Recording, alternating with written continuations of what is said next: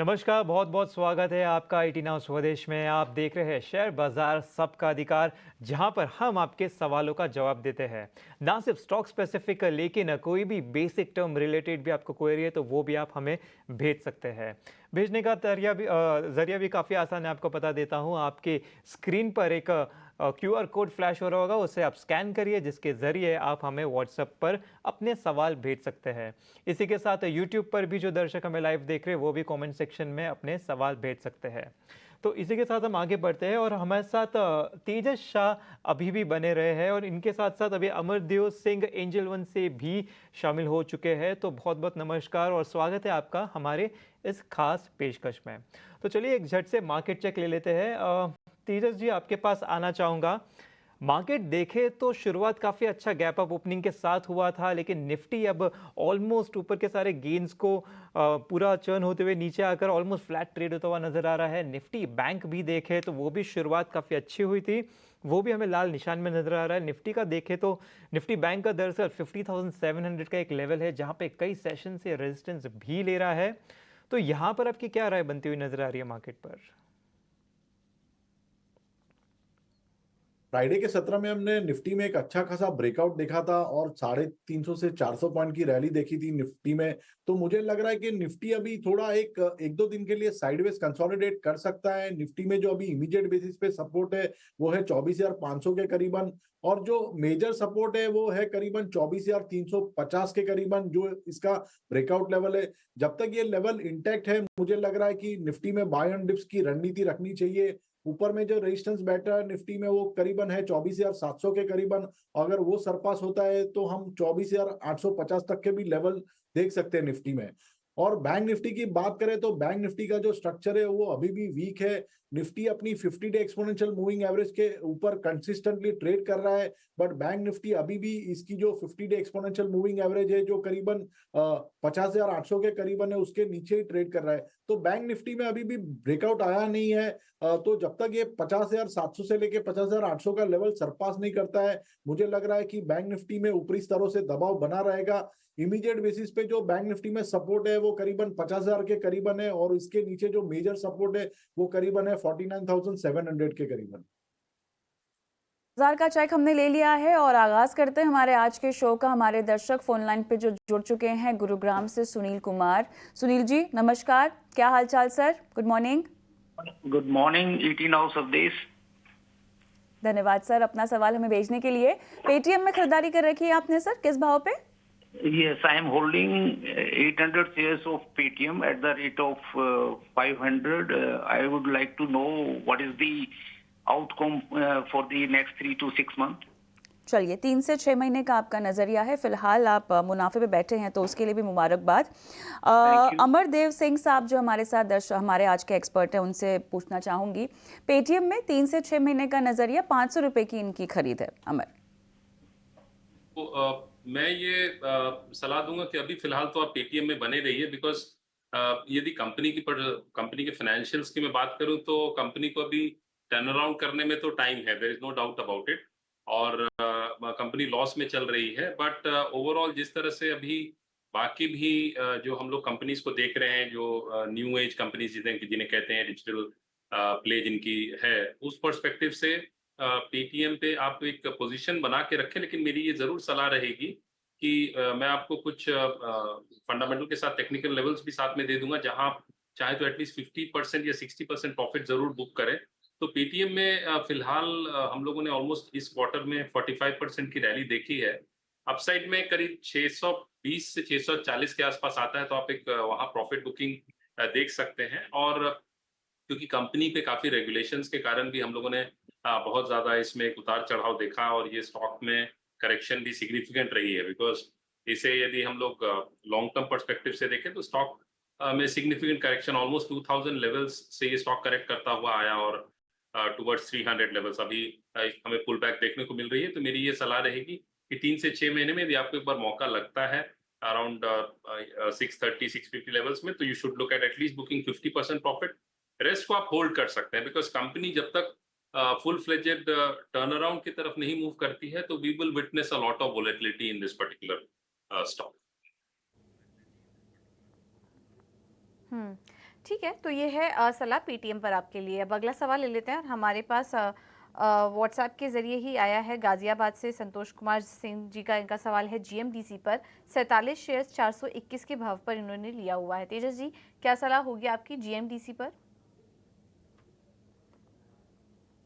देखिए, जीएमडीसी का जो चार्ट स्ट्रक्चर है थोड़ा वीक हो गया है, लोअर टॉप लोअर बॉटम बना रहा है स्टॉक, और उसकी जो लंबी अवधि की जो मूविंग एवरेज है 200 दिन की, वो भी उसने ब्रेक कर दी है और कंसिस्टेंटली उसके नीचे स्टॉक ट्रेड कर रहा है। स्टॉक में मुझे लग रहा है थोड़ी सी एक पुल बैक रैली आ सकती है, जो आने वाले दिनों में स्टॉक को 380 से लेके 390 तक लेके जा सकती है। अगर ये स्टॉक में अगर हम 390 तक के लेवल अगर आते हुए देखें, तो मुझे लग रहा है ये स्टॉक में से एग्जिट करना चाहिए, क्योंकि टेक्निकल स्ट्रक्चर अभी स्टॉक का वीक है। तेजस जी की जीएमडीसी पर। इसी के साथ हमारे अगले दर्शक को जोड़ लेते हैं। तो अहमदाबाद से हमारे साथ हर्षद जुड़ चुके हैं। हर्षद जी नमस्कार, बताइए।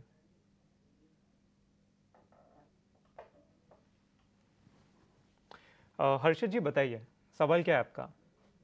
लिए हुए हैं 152 के रेट पे before 1 month I think so, with in 1 month. तो व्हाट इज क्या करें? अभी फंस गए, अभी 130 चल रहा है।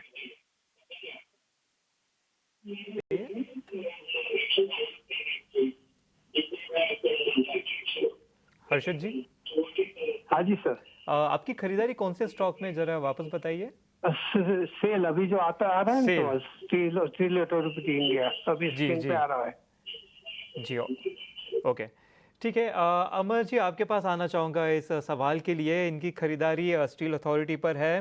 करीबन 152 के भाव से खरीदारी की है। वहाँ से देखें तो स्टॉक ऑलमोस्ट हमें 15% नीचे गिरता हुआ नज़र आ रहा है। लेकिन अब जो लेवल से इसने थोड़ा 2-3 सेशन पहले रिकवरी दिखाई है, वही लेवल से जून में काफ़ी स्ट्रॉन्ग रिकवरी आई थी। तो यहाँ पे फंडामेंटली और शायद आप टेक्निकल भी देखते हैं, तो आपको यहाँ पे क्या नज़रिया बनता हुआ नज़र आ रहा है?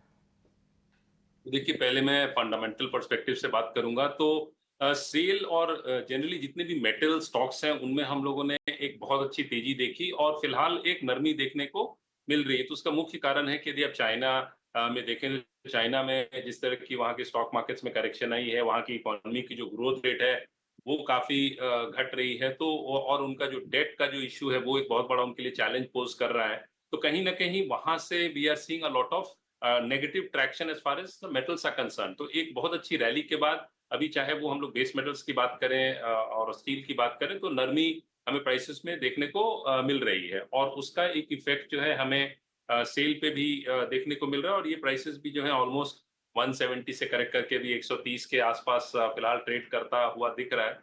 यदि कंपनी की बात करूं तो कंपनी तो definitely on a strong footing है। प्रॉफिटेबिलिटी ग्रोथ अच्छी रही है, सेल्स ग्रोथ भी 15 से 20% लास्ट 3 इयर्स में रही है, 15 टू 16%।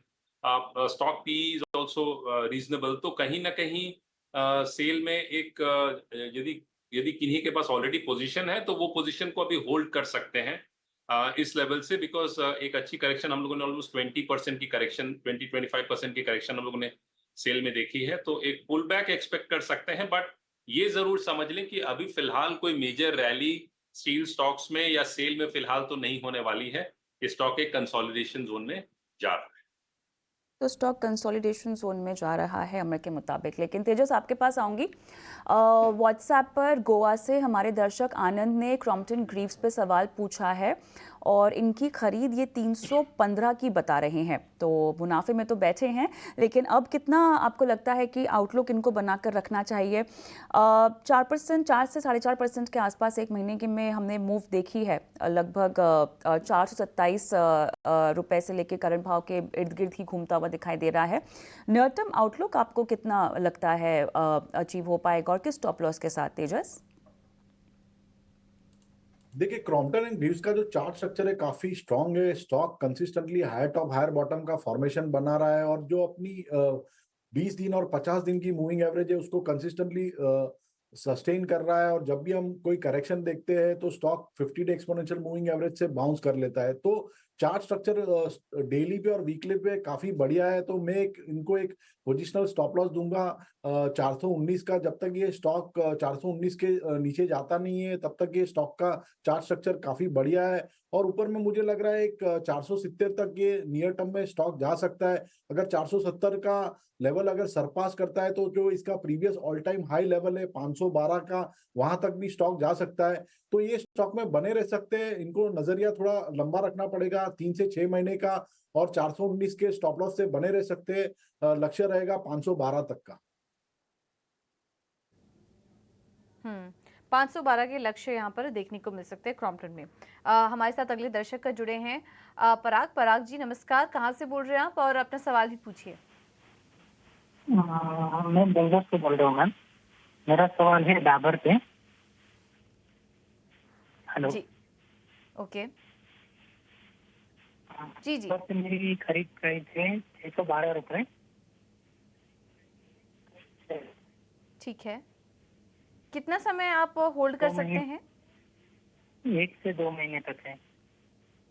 ओके, ठीक है। तेजस जी, आप सलाह दीजिए। 1 से 2 महीने का ही व्यू है डाबर पे, और अभी फिलहाल मुनाफा भी हो रहा है। इनको 612 पे लिया था, हल्का मुनाफा है। 1 से 2 महीने के लिए डाबर कैसा लग रहा है आपको?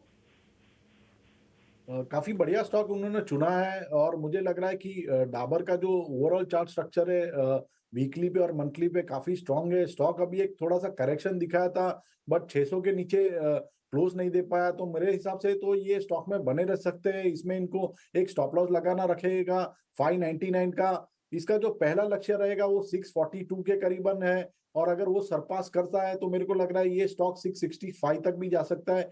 तो स्टॉक में बने रहने की सलाह रहेगी 599 के स्टॉप लॉस के साथ, और लक्ष्य रहेगा 665 का।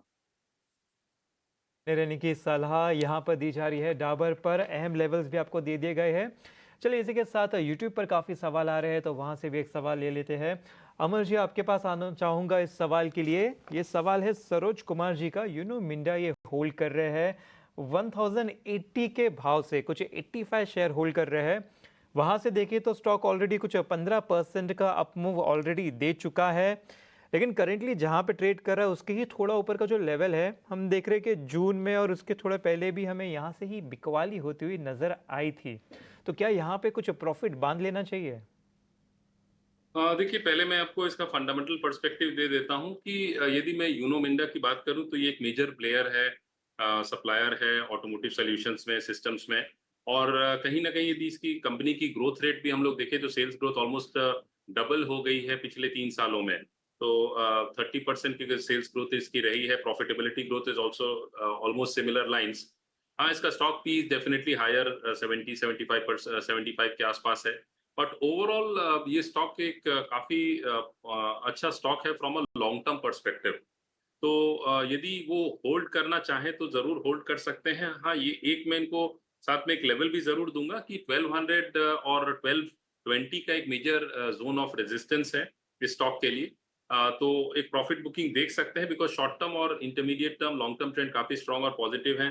फंडामेंटल्स की भी बात करूं तो वो भी काफी पॉजिटिव है, और हमें जो है वो चाहे वो ऑटो स्टॉक्स में भी seen a lot of traction, तो उसका भी बेनिफिट इसको इस स्टॉक को मिल रहा है। तो वो अपने पोजीशन में बने रह सकते हैं। यदि वो ट्रेल करना चाहे अपने पोजीशन को तो 1120 के नीचे का ट्रेल कर सकते हैं, और 1180 1200 के आसपास एटलीस्ट 50-60% प्रॉफिट बुक कर सकते हैं। मेजर रैली तभी होगी यदि 1200-1220 के ऊपर चलता है। फंडामेंटली तो स्टॉक काफी अच्छा फिलहाल कर रहा है, और आने वाले समय में भी उम्मीद है कि प्रॉफिटेबिलिटी इसकी अच्छी रहेगी। क्योंकि यदि मैं क्वार्टर ऑन क्वार्टर प्रॉफिट पे देखूं तो वहां जरूर हम लोगों ने एक डिप देखा है इस क्वार्टर में compare to the previous quarter. लेकिन यदि मैं उसे मार्च क्वार्टर से कंपेयर करूं ऑफ 2023, जून क्वार्टर से कंपेयर करूं, तो there is significant jump there, almost 20% की हुई है increase in profit for the June quarter of 2023 versus June quarter of 2024। यहाँ पर आपको क्लियरली ट्रेडिंग स्टॉप लॉस के साथ रुके रहने की सलाह दी जा रही है। सवाल तो बहुत आ रहे हैं दर्शकों के, लेकिन फिलहाल शो को समाप्त करना होगा क्योंकि समय खत्म हो चुका है। तेजस आपका, अमर आपका धन्यवाद। लेकिन जाते जाते आपके डिस्क्लेमर्स हमें चाहिए होंगे। तेजस, शुरुआत आपसे। तो जो भी स्टॉक्स हमने डिस्कस किए हैं उसमें मेरी कोई पर्सनल पोजीशन है नहीं, बट हमने हमारे क्लाइंट को रिकमेंड किए हो सकते हैं। अमर? जी, मेरे भी इन किसी भी स्टॉक्स में कोई पोजीशंस नहीं है और हमारे क्लाइंट्स को हम लोगों ने रेकमेंड किए हो सकते हैं। ऑलराइट, बहुत बहुत धन्यवाद आप दोनों का शिरकत की और सवालों के जवाब दिए। और इसी के साथ मुझे अंश और पूजा को भी इजाज़त दें, लेकिन ET Now स्वदेश पर शेयर स्पेसिफिक बातें और ख़ासतौर से ब्रेक के बाद कमोडिटी बाजार का पूरा हाल। बने रहे हमारे साथ। नमस्कार।